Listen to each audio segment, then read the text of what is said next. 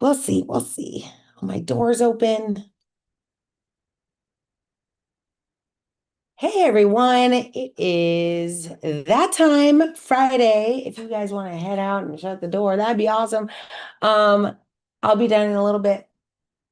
So nice to see you all. Thank you for being here. Welcome. Happy Friday. It's, that time of the week. We're gonna do some fun. I have a few note takers in the house, so thank you for being here with AI systems. Nice to have you. So this is our call every week, 4 o'clock. Maybe we'll change it, but for right now, it's every week at 4 o'clock, and we chat about the latest and greatest that's going on in the world of AI today. We've got some interesting. I don't know that we're going to talk about it in our breakout sessions today, but we do have some interesting news that has come up recently. Some really cool stuff is happening, of course, around the world in AI. So we'll be talking about that, and then we'll be breaking, as we always do at the end of our calls, or at least as I try to do at the end of every call. We spend just a few minutes getting to know each other. We break out into small groups, and we have a chance to just understand what each other is working on, and most importantly, share either what we're learning or learn from those who are building. And that is kind of my favorite part of the whole session. So I am going to first go over here. So good to see you all this week. I've had a lot of fun over the last couple weeks. I just got back from Sydney, Australia, which I talked to y'all on Monday, I think. Oh no, I don't think I did. So I haven't talked to y'all since I was in Sydney. But I took a ton of videos. So you'll be seeing my Sydney escapades in videos on Instagram, LinkedIn, and YouTube over the next few weeks because I took so many videos. I think to the point where my husband was like, I feel like we're good. I feel like we've captured the moment. I'm like, no, there's always more. And it's funny about building AI systems. Like once you start, when you start building like AI content, everything you look at, it's like called the reticular activation system. Everything you look at, you're like, oh, I could talk about AI about that. So like today, I was on my way to pick up my child from school, and I pick them up and they walk out and we walk home, and they did not come out when they were supposed to. And then everyone came out, and then I'm there by myself. And I'm like, so I asked the teacher, or it wasn't the teacher, it was whoever was monitoring the release of children. And I'm like, so yeah, I expected my child to be here. And they're like, huh, are you sure they came to school today? And I was like, yeah, they're in third grade. So yeah, I'm pretty sure I dropped them off myself. And it was funny, like instantly put the burden on me. Like, are you sure you even brought them? Like, yeah, I brought my kid to school. Anyway, like time goes on. I'm kind of freaking out a little bit. I have some issues, triggers. One of them is my child not being able to be found. Anyway, I finally 15 minutes later. So there was a whole bunch of nonsense, right? Where they go and they call the school, and the school's like, yeah, we found her. We're sending her back. Turns out they didn't actually find her. They were just saying that they found her. It was like craziness. So I'm, losing my mind a little bit. I get, she comes out, I hug her like I've lost her for ages. I'm like, thank God, I might have cried. And I mean, it's ridiculous in hindsight. But anyway, this is me. But I get going and I start walking back to, on our way home. And my son, because of course I'm like, did anyone else pick up this child? Is there any explanation for this? And my son is like, you could always check her Apple tag that you made us put on everyone's backpack. And I was like, oh, I can. So AI in action. I could have like zero geo tagged my child. But here's the thing, I didn't do that. I freaked out instead. So that's I guess that's like a classic lesson in AI adoption, right? Like you can implement the tech, but if you don't use it, it doesn't solve your problem when you need it most. So that was my moment. But I did feel a huge sense of relief that now I know that. And I'm hoping, which is also true about adoption, the first time maybe it's not a go-to, like you directly use the thing. But as you realize, right, as you make it a habit, like I anticipate if this happened again, I'd be like, oh my gosh, I have a tag now.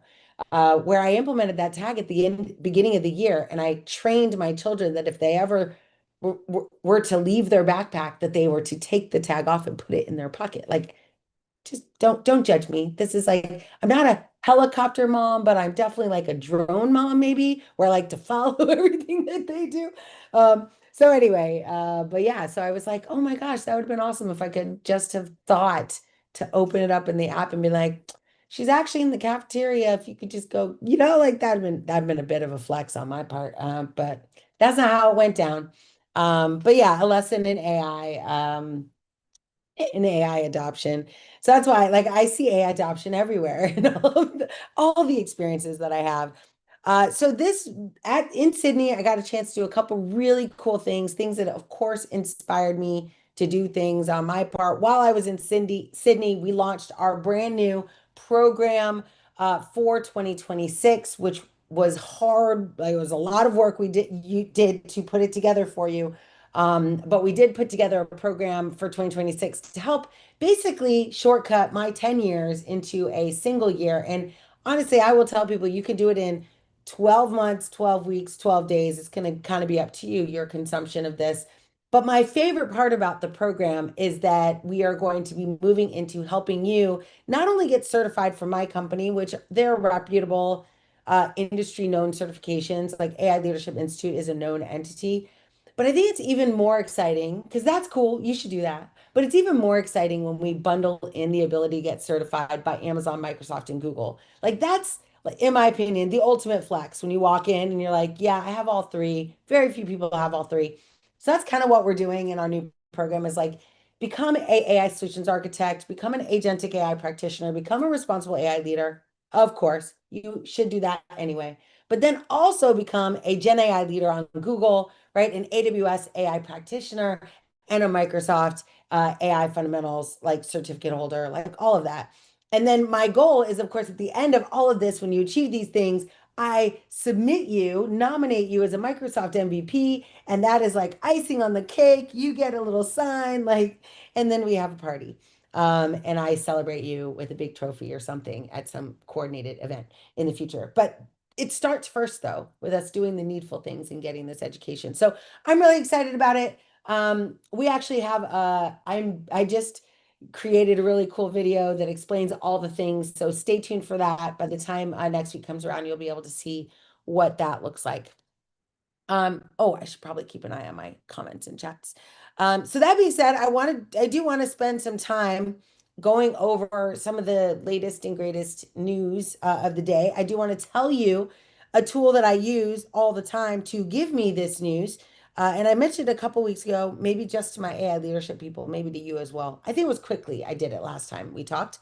But it is called Hux, Huxe. It is built by the creators of Notebook LM, and it's basically a custom Notebook LM built for you. So and Sky actually started using it and was like, hey, it's pretty cool. So it's been validated a little bit. But this tool, it's available on Android or on iPhone. And it's just great. It allows you to custom train this model to the news that you want to hear. And then when you do decide to hear it, like I always, when I go to get my kids, I just put on my headset and I open up that channel and just let it tell me what it thinks I need to know contextually based on my email and my calendar. And it has served me very well. So I just love it. I think it's really cool tool. I mean, it's in its infancy, so I anticipate that they're going to make it agentic, and that single feature of no, I mean, it's already a bit agentic, right? Where it's using my calendar and my email, but I anticipate that it's also going to allow me to do other things, maybe connect it to Slack or whatever, and allow me to take the things I'm listening to and learning and actually action them, which would be an amazing, amazing thing. I'm very much looking forward to it. Trying to think of other things that came into my purview. Oh, of course. So Microsoft has an event coming up in Seattle, the week of November 18th. And I'm currently considering speaking there. We'll see how it goes. Fingers crossed, maybe. I don't know. It's a lot. I've been traveling a lot, y'all. So we'll see how it goes if I decide to go there for that. But I do love this event. It's called Ignite. It's scheduled at this time for a reason. It's meant to kind of ignite a fire under you around all the new capabilities that are available as part of what was pre-launched at Build. So lots and lots of AI capabilities. And this is a good segue. So that Ignite event is really useful. If you can get there, you should. AfroTech is next week. So AfroTech is one of my favorite events. If I can, I try to hire people who are at this event because they represent one, a underrepresented group, but two, those that are like pushing the edges in technology. And those two things just make really cool people. So I have hired at this event, I've identified people to hire many times. I won't be there next week because for goodness sakes, I need to stay home for a little bit, but I will be, but that will be a really cool event if you have an opportunity. I don't know where it is, but it's AfroTech, AFRO, so go check it out. Events that are coming up for me. So where I will be in the world next week, I'm actually virtual. So I will be speaking virtually to an event, a client, and then which I love virtual events because I'm excited. It's like this, like I'm excited about them. I feel like we're talking to each other, so it's super cool. The following week, I will be headed to DC for an event, and then so DC people, here I am. I'll be coming. I think it'd be great if on the 6th or maybe the 7th, we do an AI leadership meetup, but I need someone in DC to partner with me to do that. So let's go. That'd be fun. And it doesn't have to be complicated. Like when I was in Seattle, we just met at a restaurant. So let's do that. Plus, I get to eat. So that would be awesome. I don't know how many of you know this about me, but I don't typically eat on days that I talk. Not the whole day, but usually it might depend on when I speak, but I don't eat until after I speak for obvious reasons, you might think, right? Like nobody really wants to see me with stuff in my teeth or digesting stuff on stage. Like, nobody needs to see that. So I usually just don't eat. I'll drink my food. I'll have a protein shake and some active greens, AG1, but I don't usually like eat physical food. So after the talk, when my adrenaline starts like declining after being on stage, I'm like, where's Taco Bell?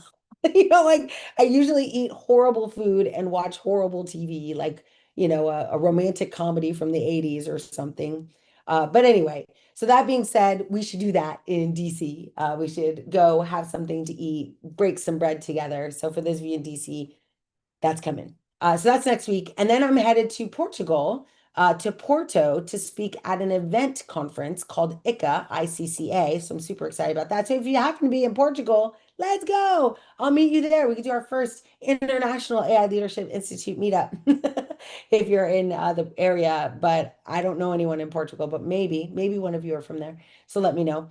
But that is all upcoming for where in the world is Noelle, Santiago. I will be in those locations. That just takes us to mid-November, and then all heck breaks loose again, and I start traveling.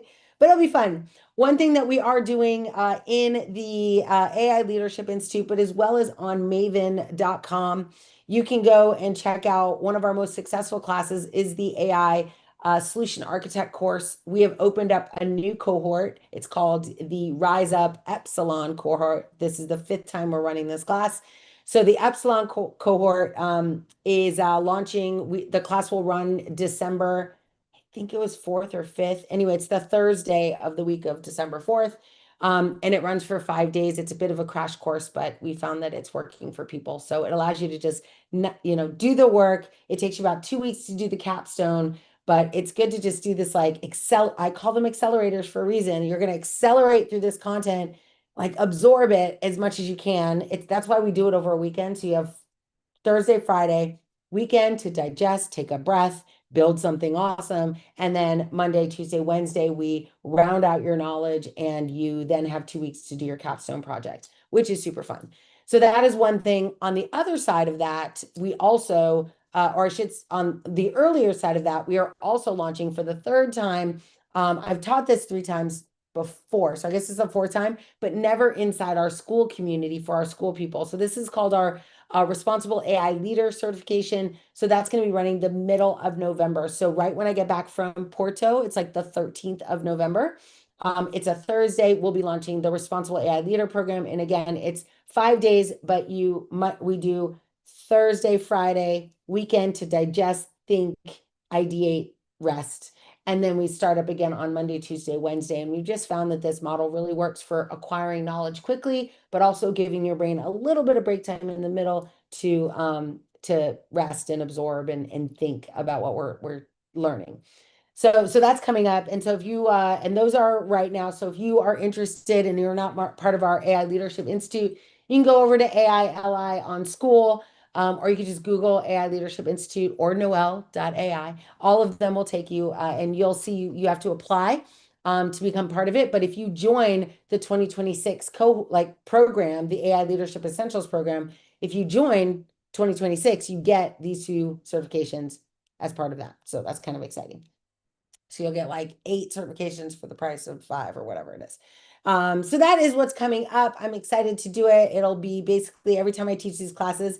That's why it's kind of nice. Every time I teach them, they're different because the world's changed, right? Everything's different. Everything's different.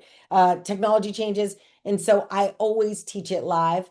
But sometimes right now, for example, Agentic AI practitioner we did over the summer, we're already prepared to do it again. We'll do it in the beginning of next year, in March, I think.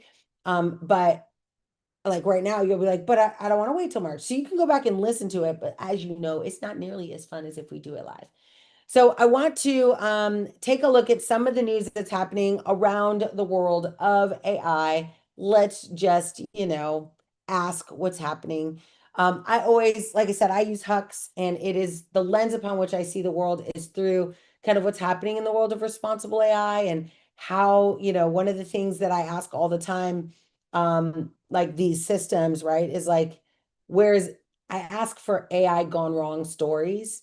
Don't Hopefully that doesn't say anything about me. I'm an optimistic person, but I want to know, like, I want to learn through the mistakes of others so that I don't make those mistakes, or people connected with me don't make those mistakes, right? I always say success leaves clues, but so does failure. And both are valuable, and both are extremely, if you use that information you learn, both of them lead to doing better work on the other side of that.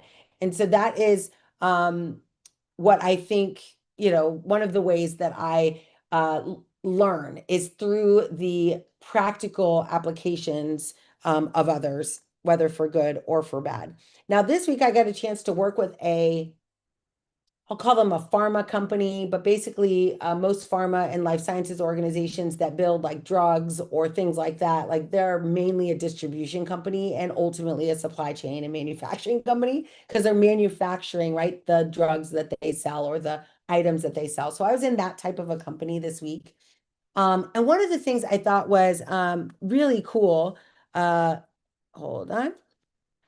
One of the things I thought was really cool was the reason they asked me to come work with them was that they were really looking for, and I think this is true for everyone. I get asked this all the time.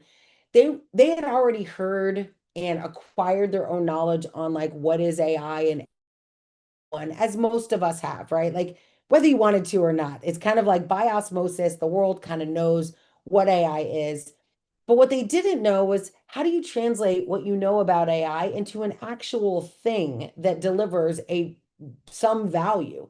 I know I mentioned this before in some of our previous calls, but Forbes released an article. I don't know if we have that available, but Forbes released an article that said 95% of projects were failing to see any kind of production value when they got deployed, if they got deployed. That's a lot, like 95%. And so what I always think about is, well, why? What did the 5% do differently? And luckily I know, because I've been on the 5%. Like 5% include Copilot, regardless of what you might think, Claude, like these big AI companies, right? They are doing production AI and they are doing it profitably. So that puts them in the 5%. And I've had a chance to work on these teams. So I know at least a little bit about what that looks like, and the decisions that we had to make. But at the same time, I don't know. I feel like when I went to this organization, I feel like everyone feels like when I ask them, so do you know I feel like their instant answer is, yes, I know AI. Even though they don't know how to translate what they know into anything valuable for their business or their career or their household. And so that's what I think is the differentiator of many of the people, like in the AI Leadership Institute, right? We have lots of consultants and advisors, and that's the kind of the demystification that we're focused on, is how do we demystify the hype of AI and turn it into something tangible that can be measured by business outcomes. And so I don't like to be 100% outcome focused because then we lose sight of kind of the holistic cost of AI from a human perspective. But I do think you have to speak in the language of people that are going to use this technology. And it isn't data scientists, right? Data scientists are building it, but the business is using it. And that's what I ended up going in and doing. And so in 2 days, we ended up doing a bit of a vibe-a-thon, if you will, right? We put our heads together. We identified, some of you know my pattern. I do this whiteboard where we go from what's the first step in an AI project to get it going on the right path. And that first step is problem solving, right? Like identify the problem you're going to solve, then figure out the data you need to solve it, then identify a model that you can use to train on that data to get going. And then the hard part starts, right? Like that's the easy part. You can do that in 2 days. So that's what I do is I teach them the easy part and the hard part. But what gets them stuck in like, or not stuck, but like attached to like, wow, this is working and this is cool and let's keep going, is that we talk about the entire holistic architecture, AI solution architecture of what we're trying to do with them. But we do it in a way that at the end of the first day, they've built something that kind of almost works, right? Isn't that the nature of ChatGPT, right? When you use a large scale language model like an LLM, like ChatGPT or Claude, like its job is to kind of be okay, like be pretty good at whatever you ask it to do. And in the same sense, that's exactly what happened for us. When we built it, we built a AI system that would validate a certain business process. And we trained it. I taught them the 5 Ps of prompt engineering, as I tend to do, and they built it. And it did do it kind of. So we gave it, the process. Its job was to validate it. It gave us a validation, and this is at the end of day one, right? So at the end of day one, we've got a model, it's working. They're all super excited. We're taking selfies in front of the like agent created sign, like we're super excited. But the answer it gave us back was totally wrong. It looked good though. How many of you have had that experience, right, with AI where you give it a question, it returns you an answer, and at first glance, you're like, that's not terrible. I agree with that. Oh my gosh. But it was funny because as they started reading into the details, they were like, wait, where did it get that information? How did it know that? What about this? And so now we enter into where all of these projects, the 95%, is it starts broken and then you fix it. So now you've got to fix this program, and it allows you to kind of turn your eye towards what I call SAT, right? The security, accuracy, and trust framework. Like you have to, those are the 3 things that will burn you when you take a model that you're excited, a baby tiger, and you try to deploy it. It won't be secure from multiple lenses. It will not be accurate. So you're going to need to figure out how to train it to make good decisions. And how do you build it in a way that you garner trust in the very people that are going to use it? And the best way to do that is to involve those people early. So that was a little crash course. But the cool thing is that we did that in 2 days. And at the end of the 2 days, the people were like, what just happened to my brain? Like, oh my gosh, I'm a new person. And I love that. I love that like sensation when I can watch them go from, I'm not sure about this stuff to, oh my gosh, I'm the builder of this. Like I'm the business owner. I'm the one who owns this business process, but I know how to tell this model what good looks like. And they are now responsible to do that, right? As opposed to the way we used to build software where we'd lob, technology would build something, we'd lob it over to the business would look at it, and maybe they used it, maybe they didn't, but they definitely weren't involved in building it. Now those lines are gone. Like now it's your business and your implementation team need to be hand in hand.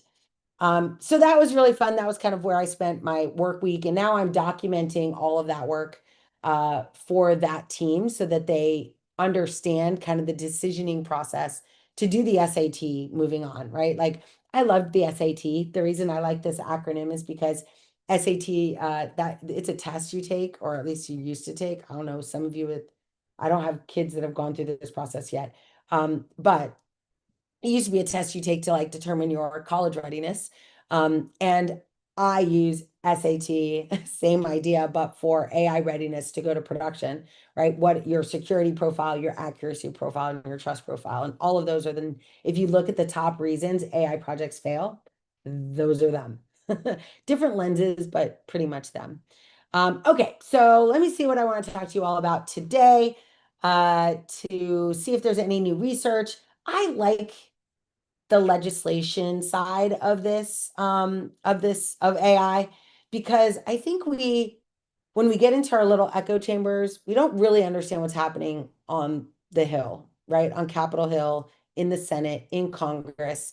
We're not in those rooms, not many of us. Some of us are, though. We do have people in our community that are in DC, are part of some of these conversations. But not only at the federal level, but I think it's also really interesting at the state level. So this is what like my little Hux platform educates me on, because I asked it to, is like, are there bills that are coming up for vote? Is there legislation that's currently being talked about? And so there was a recent bill that was passed in California. I'll just, California. I love California. They're good people. So they passed a bill recently. It was called, I wrote it down, 243. So it was signed earlier this month, and I'm just going to read it exactly, requires that companion chatbot AI systems clearly identify themselves as AI so that users aren't misled into thinking they're human. Have we not been talking about this for like a long time? So before, it was a choice. If you were a good person, if you are a good builder, if you are a responsible leader, you will disclose AI when you're using it. What that means is that real estate agents in California can no longer use a system. I won't call out the brand in case they want to pay me as an influencer one day, but you can't use a system that simulates human outbound calls. You can't do that anymore unless that outbound caller says, I'm an AI assistant. I'm here to help you do blah, blah, blah.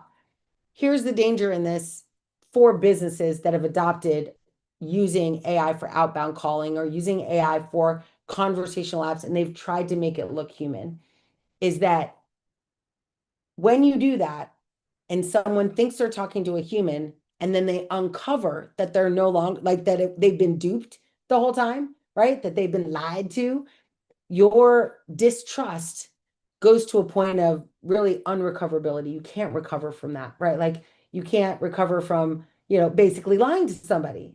I mean, maybe with some people, but that is what this codifies, right? The legislation is putting in place. We know that this is going to hurt you. That's what legislation does. When we know that this is going to hurt you more than help you, we're going to put in place a law that will protect you from hurting yourself. And so that is what this law ended up providing. So take a look at that. And I always like to look at these early laws that are passed, because they do end up sometimes showing precedent that will be established and leveraged by federal action. So that's why I like to hear about it. I like to know. Now, the 2025 AI Index Report, which some of you know was released by Stanford. Inside of this report, it shows, I always tell you, I've mentioned multiple times that there's about 60 laws that are currently on the floor being evaluated for whether or not they get voted on. And so if you're interested, I think there's 59 now because one's gone. But anyway, if you're interested in what they are, you can go to the Stanford AI Index Report, and it lists them out. So that's how I got into this in the first place, is that I was at Microsoft Responsible AI in New York, and the head of policy there, I think her name is Natasha. I can't remember her last name, but anyway, you can look her up on LinkedIn. But she had cited a couple of these laws as she was talking, and I was like, where did you get these? I want to know what laws are available. And so now Stanford puts them together and stores them in their report on a yearly basis. So pretty cool. So interesting interesting developments overall. So I always push myself to do things that are just crazy. So one of the things I did recently was launch an initiative to build a e-commerce store. And that's only because I don't have exposure to this. I don't have people who do this. And the premise is that I can use AI to do this. So I'm launching an e-commerce store. Now, as I launch that e-commerce store, I now get involved. And now, granted, I'm not selling, cell phone cases and pencil cases or whatever. Like, I'm thinking about, I'm trying to set it up from a perspective of, if an e-commerce client came to me, I want to have thought through all the things. And so while I'm going through this research of setting up this e-commerce store, one of the things I immediately run into is communication with suppliers and supplier trust. And so one of the things that Alibaba, one of the big distribution channels for all the nonsense that we buy, these little tigers, I'm almost positive come from Alibaba. But these little tigers, anyway, so Alibaba distributes a bunch of stuff. And while doing that distribution, right, they become a supplier. So if I wanted to become the baby tiger store, which I do, I'm not, but that sounds cool. I would need to contact a supplier through Alibaba, and they built an AI system to support. It's a chatbot, basically, a conversational agent, but it supports this very painful process of supplier identification. And now I understand that painful process because I just researched it in order for me to do it for my own company. It's like, it's a numbers game. I have to call like 200 suppliers. And then once people start saying yes, I have to negotiate terms with them. It becomes the hill upon which my dreams of starting an e-commerce store die. Because I'm like, I don't know that. I don't have time for that. But now Alibaba, Shopify, they're now implementing these AI systems to help you in this journey, which goes to the reason I care about this is that it changes accessibility, right? So now Shopify, Alibaba, Amazon will create tools that you can just ask these questions. 2 years ago, maybe 5 years ago, I couldn't ask a question. I would send an email, which I just did. Some of y'all know my lucky lip gloss story. So I just sent a question to one of my suppliers and they didn't answer me. And it's a pretty easy question. I think they know the answer, but there's some person sitting on the other end of that inbox and they haven't gotten to my question yet. And so I'm like, let me help you, help me. I'm going to build you an agent that can answer these questions because I know it's documented somewhere. I just don't know where to look. So let me build you an agent that uses cognitive search to semantically index all of your information. So at 2 a.m. your time, 8 a.m. my time, I can find the answers that I need. So that is, I think, some cool stuff. So these are, so Alibaba and Shopify both launched announcements. If you're in the e-commerce space or have e-commerce clients, it's worthwhile taking a look at what that looks like. Alibaba also announced Quark AI glasses for pre-sale. I'm going to get some. So what that means is, you can imagine getting glasses it's Alibaba, so it's a shopping thing. So imagine getting glasses, and as you see things, I will correlate this to another thing you should be aware of because it's cool, but you might not be because it's not very popular. But this concept of X-ray, right, on Amazon, like on the Fire TV.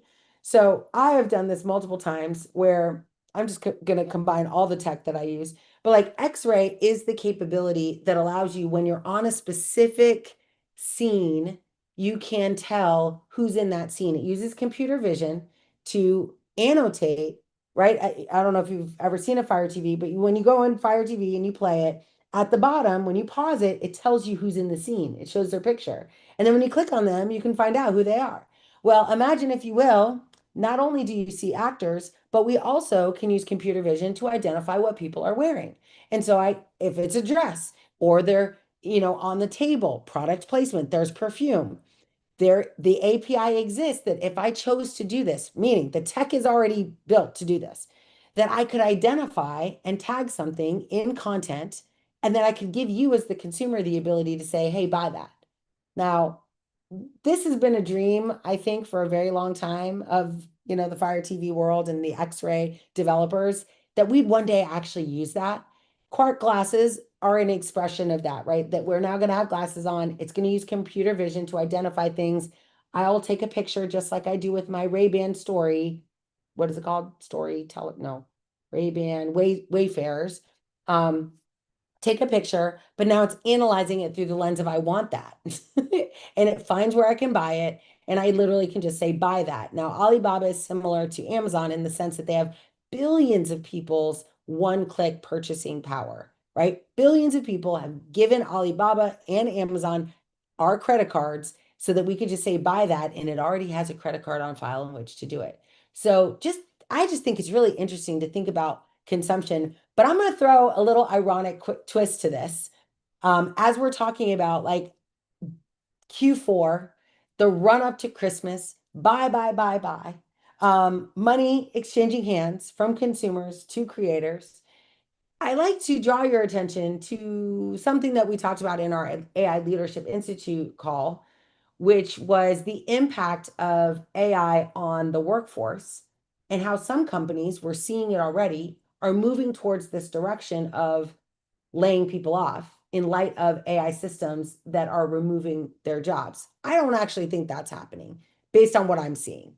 I think they're proactively getting people off their payroll in hopes that the projects that they are deploying actually deliver value. What I've seen though in the 4 years of Gen AI, 3.5 years of Gen AI, right? Like what I've seen is that people get laid off. The company's like, yay, we got this. We can build AI systems to do their work, no problem. And then as soon as they go to production or as soon as they start trying to use that and get value from those systems, they run into SAT, right? They run into security, accuracy, and trust. And accuracy, probably more so than most, where they realize, wait, the model doesn't, I thought when I pressed the button, it would do this thing, and it doesn't do that thing. Who knows how to do that thing? So we can tell the model what to do. Oh, we let them go. So in a world where we are creating mass capability to, right, buy things, what happens when we decide to lay people off and they're not going to buy as much?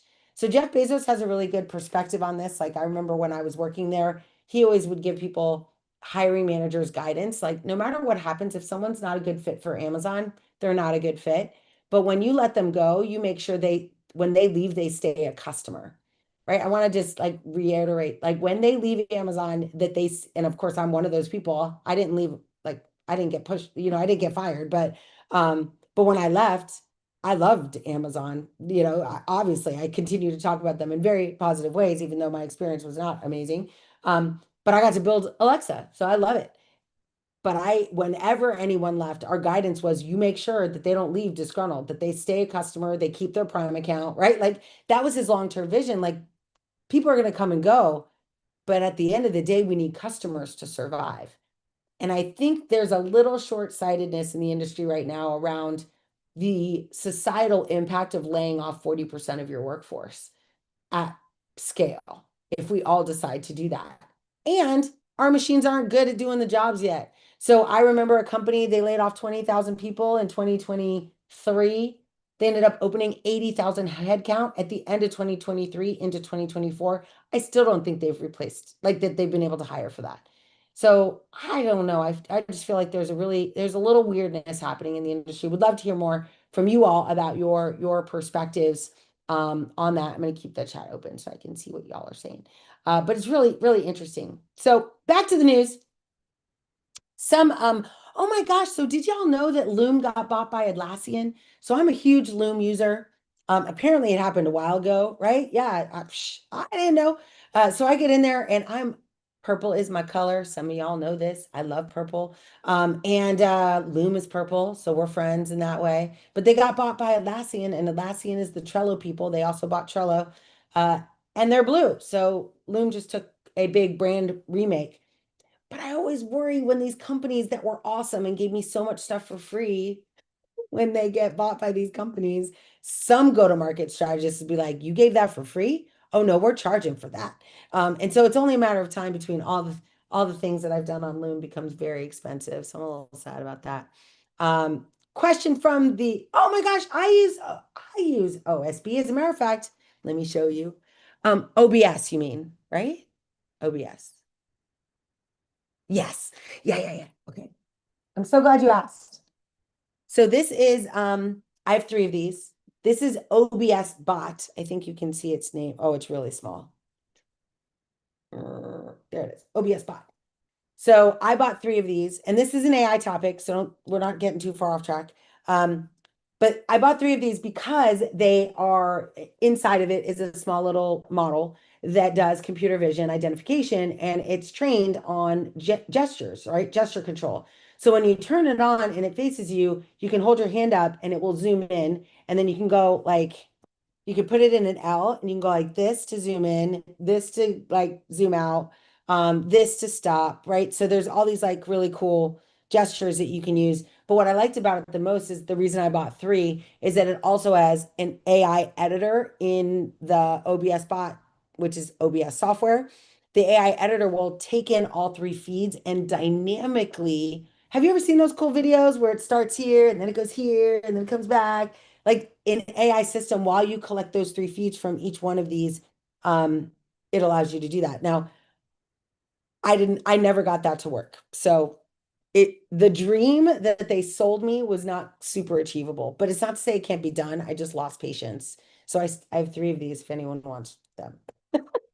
I'm just kidding. I have it here because I'm renewed in my interest in getting this working again. That's why this is a new camera. I don't know if you can tell the difference, but this is a new 4K camera, and so we'll do it. But yeah, I believe you will. And Darren, once you figure it out, like teach a girl something. I don't got time for that. But it is all it said it would be. So I've used these cameras for one-on-one, but you can see it's a gimbal. So it kind of goes up and down and so if I was standing up, which is why I used it initially, many of you know my early, which I'm going back to next year, but my early classes, I would teach in front of my digital whiteboard. So I would just move around and walk and so it would just move with me. It was really, really cool. So yeah, I like it. What? I like baby tigers. So that's really cool. Oh, baby, I love it. Mama and baby, that's a whole thing. I love it. That's cool. Okay, cool. So that was in the news. I just wanted to mention the whole Alibaba thing. Go check it out. The Atlas browser. Anyone actively using the new ChatGPT Atlas browser? So we're not here to like open baby tigers up on you. Like you don't have to. But the Atlas browser is a new browser experience. I use the Arc browser, and it took a minute to get used to it, but it heavily controls how I work and the amount of distraction I get into when I work. So I went into the Atlas browser. I maybe lasted 25 minutes and I'm back in Arc. But it would be cool if, because they're now in the browser business, if they went and bought Arc, that would be awesome. Sam Altman, if you were out there. But that would be pretty cool. So the nice thing is that the Arc browser, of course, being an LLM-based browser, allows you to actually execute tasks, right? Go out and do this, grab this, put this in the document, create a presentation, generate an image. So that's kind of cool. I leverage the system Arc provides me so deeply. I don't, if you've never used Arc, then I think it might be an easy transition from like a Chrome or a Firefox or a Safari. Who's the other one? Edge. Microsoft Edge. It might be an easier transition, but for me, it was pretty hard. So that was kind of neat. And yes, yes, yes. So those were kind of my big three announcements, because I think it's cool that California is now requiring you to disclose you're using AI as a law. I wonder what that means for global nationals, right? Like that do business in California. Like if I sell, because I don't know that my AI salesperson discloses that they're AI. So maybe now I don't even know. I have to look and find out if you are going to work, if you're going to sell something to someone in California from a digital e-commerce perspective, does that mean that your AI system, what do you all think? Do you think? Thank you for that, David. Perfect. Awesome. Likely so, right? Yeah, I think so. I don't know. It's one of those things where I'm like, don't ask, don't tell kind of thing, but I probably should. Um, right? Oh my gosh, it's a great idea. 100%. As a matter of fact, I think that's a whole business. So here, I want to share with you, I was working with a manufacturer this week. So they were using a third-party piece of software called OPB. No, OBP. Oh my gosh. Anyone know manufacturing software? I think it's OPB. Let me go look. Let me go. I took notes. OPA. I think. Oh God, I can't remember. Anyway, it's an old system. It's not that old. I get 15-year-old system, but it's just like any software built back then, not easily customizable. And therefore, businesses over the last 15 years had to build customizations around it. Are you familiar with this concept, right? Like SAP is a good example too. People build all these like hyper personalized customizations to the way they do business. So now when you go, so what the reason I wanted to mention that, I'm gonna have to Google it so I can see it. If y'all don't know, I'll ask. Um,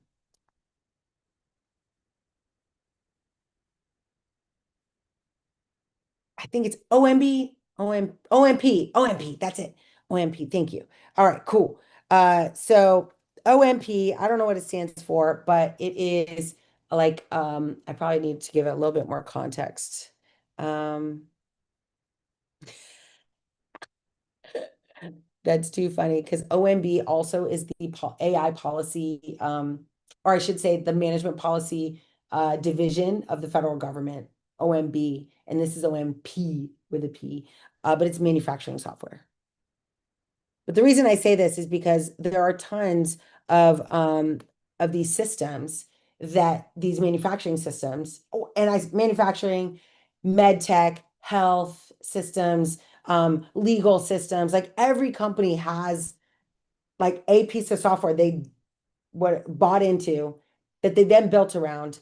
And what they're doing, a bunch of the friction that they have in their workflow is associated with that. We called it enterprise integration. I think we sold it on purpose this way, but enterprise integration. And what I think there's an opportunity to do now is to go to those companies, the OMPs of the world, and say, hey, either can I help you or become someone who can write new LLM or MCP driven integrations for these. I mean, this is like you solve one problem in that space, that's $1 billion problem. Like it's not $1 billion company, but it's at least $1 billion. That's enough. You can eat pretty well solving that kind of a problem. But that's what it made me think about that because when they were showing me the software, I was like, why don't you just fix it? And they're like, oh, it's too hard, too expensive. Nobody knows the code, right? And it's a very common theme in enterprises is that they've bought into a software. The people that did that work are long gone. Like they don't work there anymore. They were likely laid off. No, I'm just kidding. But they don't work there anymore. So there's a bit of like black boxness to this solution. But I think that is an opportunity to build LLM solutions. So I want to give you an example of one of my favorite startup ideas that I was a judge for. And they're doing pretty well. I mean, they're making like millions, which is pretty well. Not hundreds of millions, not even tens of millions, I don't think. But the premise was something that I worked on actually at a consulting firm. I went in and I was like, wouldn't it be cool? How many of you are familiar with a long ago known technology called COBOL? So COBOL is the language, right, that runs mainframes. These are they're functional programs. That's probably the best way I can describe it. You can look it up if you don't know what it is, but it's old code, old code. And there aren't very many COBOL programmers. The ones that do still do that work, I think, are paid pretty well because that's what happens over time. But there was a need, right? Now the world has moved to client server and web applications and mobile, N-tier architectures, right? Separating the client from the server. COBOL, the client and the server are all the same thing. Like you work on the mainframe with this code. And so I had this vision of like, oh my gosh, do you know how many companies run on COBOL on OS 390 or on AS 400, like these old mainframe systems? And they're locked into that. Like it's locked. They don't have enough staff to understand the code. They don't know how to rebuild the code. They don't have enough time to rebuild it. So in the early days of GPT-4, or actually, I guess 3.5, I was like, oh my gosh, we could use an LLM to build new systems from old code. Doesn't that sound like a good idea? Like I could just go into a COBOL program and ask it to build me new software. I immediately ran into problems with this philosophy because the mindset of the developer that built COBOL is very different than the mindset and even the objectives of a developer building a n-tiered service-oriented architected application. And so what I had to teach the model in order to do this successfully was actually not to take COBOL and turn it into a Java application, but instead I had to take COBOL and have it define the requirements of that COBOL program, which is how we got it ultimately to work. So we reverse engineered, we basically said, look at this COBOL program and define the requirements of that program. So basically, you're building a requirements doc. And then from that requirements doc, generate a functional spec. And then the entire time, I am validating that against my which I do know COBOL is one of my first languages, along with Fortran. But like that was the process. But what changed is between the business requirements and the functional spec. The functional spec is when we actually start saying how we want to translate it. That translation was much more accurate because we did, it's almost like the thinking steps, right? Reasoning steps, multi-turn interactions with an LLM end up generating better overall outcomes. It takes longer, but the outcome is better because you've given it a chance to think, right? You've given it an opportunity to kind of reason its way to the right outcome, as opposed to going, hey, insert COBOL program, output Java program. You all can probably imagine what an LLM did in this case. Like it created a Java program that looked like COBOL, which doesn't solve the problem. So we ended up doing that. A startup ended up taking this premise and building an LLM, a sequence of LLMs that would take COBOL. And the benefit was is they built different LLMs for each stage of the process so that the LLMs themselves wouldn't be like leading the witness, right? Leading their own work. So they had one that did business requirements, and just like in a real company, you'd hand business requirements to a technology team to do the functional specification, and then you'd hand that to an implementation team, an engineer to build it. And so they built LLMs to represent each part of that process to get an MVP of a COBOL program that actually was built with more recent technology. And it worked, which is, I think, the most surprising thing. So it worked. So they have a bunch of clients that they're migrating applications for. And now their struggle is not, can I do it? But how do I scale, doing it? I think they have 4 developers and that's it. So they haven't been able to really scale that. But interesting, right? Pretty cool. Pretty cool stuff. All right. So yeah, exactly. More verbose job output. Exactly. Exactly. Let me see if there's anything. Now, I wasn't going to say this because I'm on we're on LinkedIn, YouTube, but there was a really big announcement from OpenAI on allowing a new type of content. Are you picking up what I'm putting down? Do you know this story about the content that they are allowing? So Sam Altman made a deal to allow for erotica to show up, spicy content. I should have used that word. Dang it. Yes. Thank you. I'm like, "Damn, I had to say the word. Now my algorithm's all jacked up. No. But yeah, a little more spicy content, which makes sense. There's money there from a capitalist. I mean, that's his job. He's, serving people who want to make money with this company. But it's a little worrisome. Obviously, we're seeing some negative societal impact before we've even allowed this to happen. Um, and I just worry about addictive behaviors that we are well known about in humanity, amplifying the ability for that to become accessible to humans. Anyway, the only restriction is that you're an adult. So I don't know. That's something. Like again, it's a Harvard Business School case study in the making, right? Like, and what I mean by that is that when in Harvard, when they analyze a case study, they think about who each person in the decision-making process is, and you sit in their seat and think, what questions are you asking and what strategies are you using and what sacrifices or trade-offs are you making in order to get to the outcome that you got to?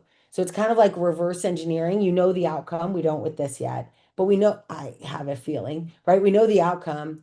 How would you as a leader do something different to generate a different outcome? Or could you? Like what forces are at play? And so I am curious. I think you're welcome to. We're going to take the last 10 minutes of our call today to just get to know each other. I always encourage you to just hop into a breakout room. I use a statement called the I help statement. So just tell people like what you do, right? Like you help people do something, or you might need help, right? Just let people know who you are, kind of what you do, and how, how you can be of service or how you can be helpful. I always like to lead with how I can help people before I lead with, can you help me? But these are trying times. If you need help with something that someone in this room can offer, like you should ask for it. I encourage you to do that. But what I thought would be interesting is to stay away from the spicy content and focus more on, if you just answering the question, if I was, like if I was the head of a very large AI company, what kind of questions would I need to be asking myself as these you get basically, here's a bunch of money. Under what lens do we evaluate that decision? I have my own codex for evaluating decisions like this. Of course, as a mom, would not I would not have done this, but at the same time, it's a multi-billion-dollar decision. So I'd be curious if any of you are actively contemplating, like, how do you talk to leaders? How do our leaders talking about this? Like, just share your experience. But I think also just empathetically, what would you do? Right? How would you handle, and it's the same with Shopify, right? Like Shopify is now going to, help people who don't know anything about building an e-commerce store to use AI to build an e-commerce store. That's not cheap. It's highly risky. What is the responsibility of Shopify in protecting accessibility? I'll end with this, like the Microsoft process of AI deployment, I think is really interesting. They didn't say AI for everyone. Maybe they started that way, but they very quickly went, not AI for everyone, AI for approved use cases. So if you remember in the early days of OpenAI service, not everyone got a chance to use it. You had to apply. And that still happens today to these services. You apply to get access. And Satya's, driving force is, I want you to explain to me how you're going to use this. So as a leader, he chose not to say AI for everyone. If you've got a dollar, you can spend it with me, which is kind of like Amazon and Google's approach. Instead, he's like, hey, I'll take your dollar, but I want to see what you're doing with it first.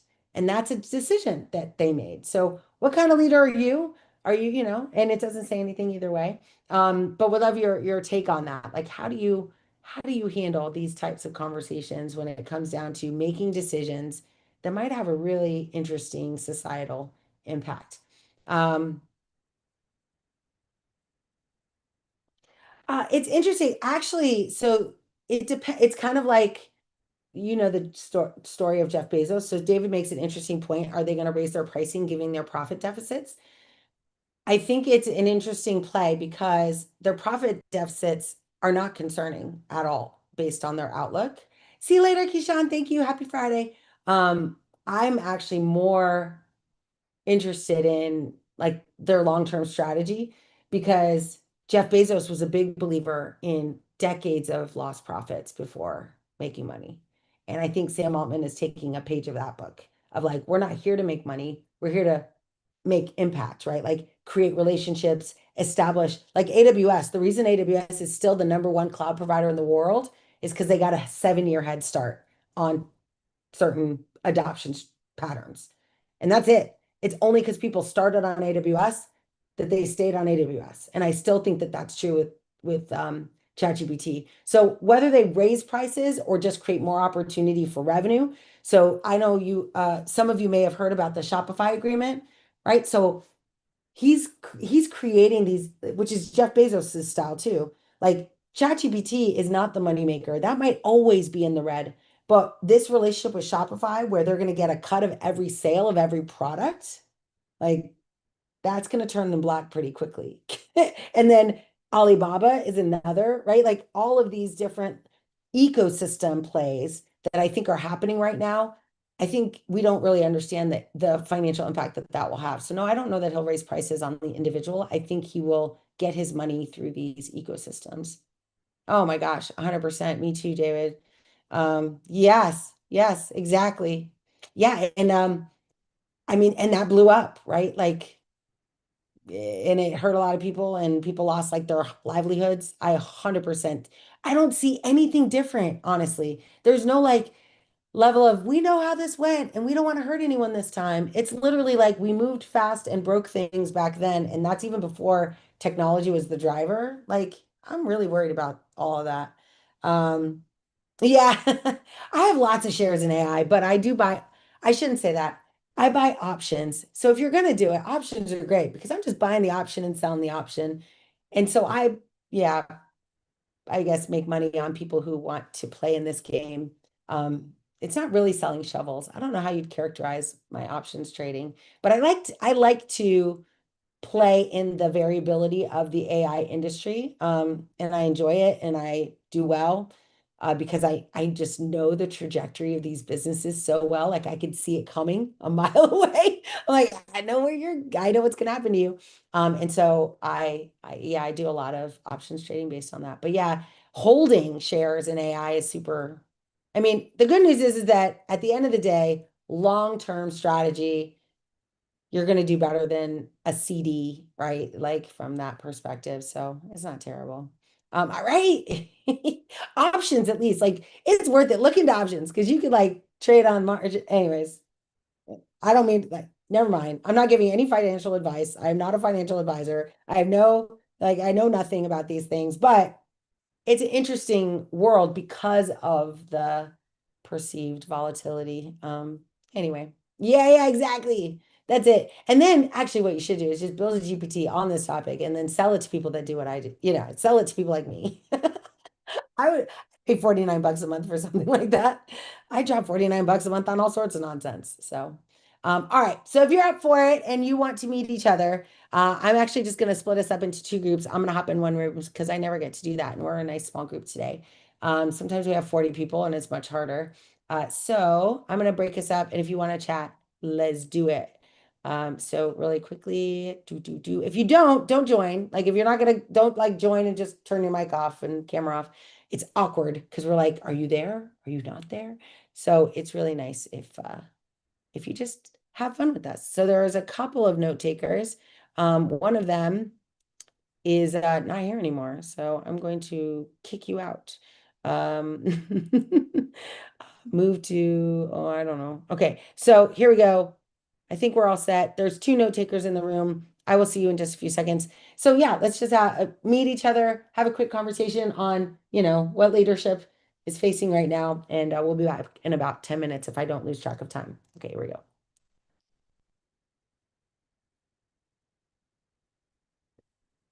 How can I can't remove these note takers. I don't know why. I guess I needed an extra session, an extra room. Move. Okay, that's Afwa, Fireflies. I don't know how to move you. Oh, it's not joined. Okay, cool. Gabriella, 1, 2, David Mitchell. Okay, go. I'm coming. I'm joined.